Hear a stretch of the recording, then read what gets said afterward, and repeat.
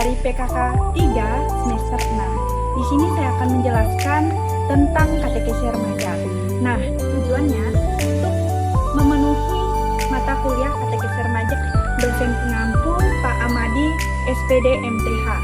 Nah, dalam penjelasan katekesi remaja ini saya akan memberikan 3 poin penjelasan. Yang pertama itu pengertian katekesi, yang kedua latar belakang katekesi, dan yang ketiga misi gereja dalam katekesi. Mari kita saksikan.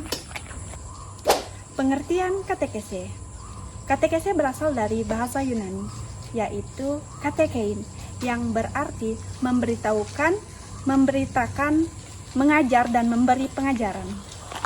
Nah, katekesi ini berasal dari 2 akar. Yang pertama tuh kat dan eko.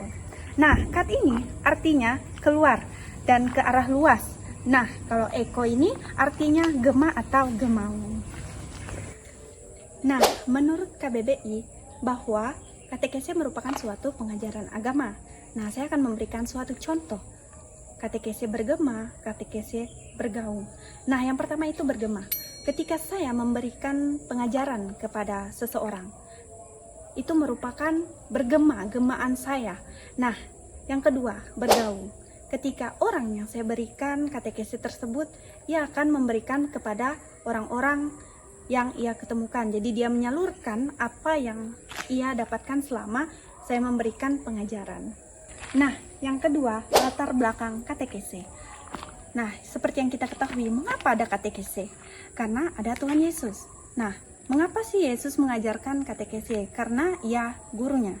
Kita bisa lihat dalam Injil Yohanes bab 13 ayat 13.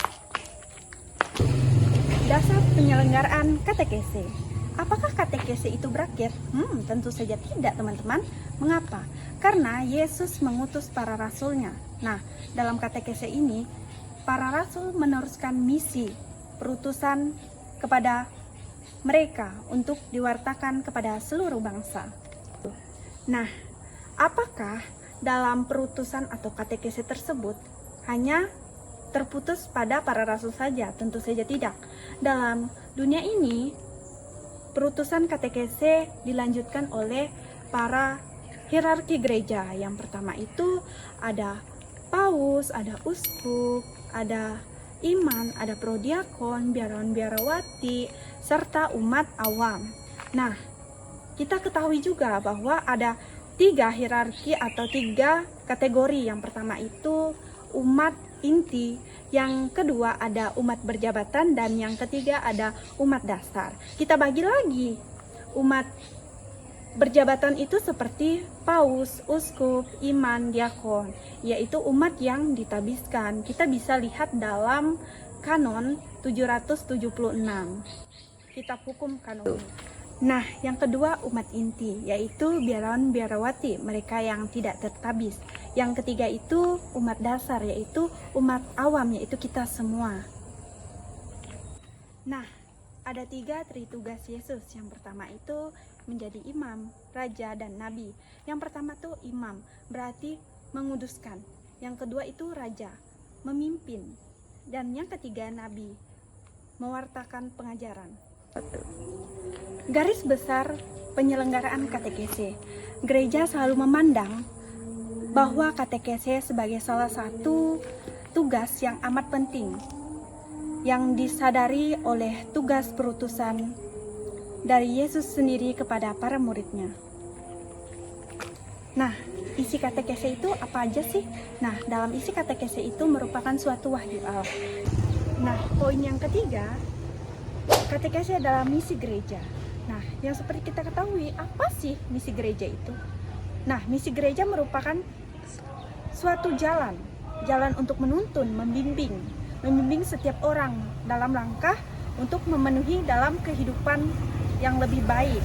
Nah, yang kedua, misi gereja dalam katekesi, yaitu menyerukan keadilan. Nah, gereja berperan aktif dalam menyerukan keadilan. Jadi di situ bahwa gereja memberikan kabar baik tentang Yesus Kristus. Peran gereja juga dalam menyerukan keadilan untuk melindungi mereka yang tertindas. mempromosikan kedamaian dan kebenaran tentang Tuhan. Nah, sambil mengajak umat untuk hidup sesuai dengan ajaran kasih Yesus, kasih keselamatan Yesus. Nah, agar umat selamat perlunya sebuah katekese, pengajaran agama. Tujuannya untuk lebih mengenal Yesus, mengikuti Kristus. Katekese bukan hanya sekedar pengajaran iman, tetapi katekese juga membimbing kehidupan seseorang umat dari yang belum mengenal Yesus jadi lebih mengenal Yesus. Hai, sekian hasil video saya. Semoga video ini dapat bermanfaat bagi teman-teman semua, terutama bagi saya. Saya ucapkan banyak terima kasih. Tuhan Yesus memberkati. Bye.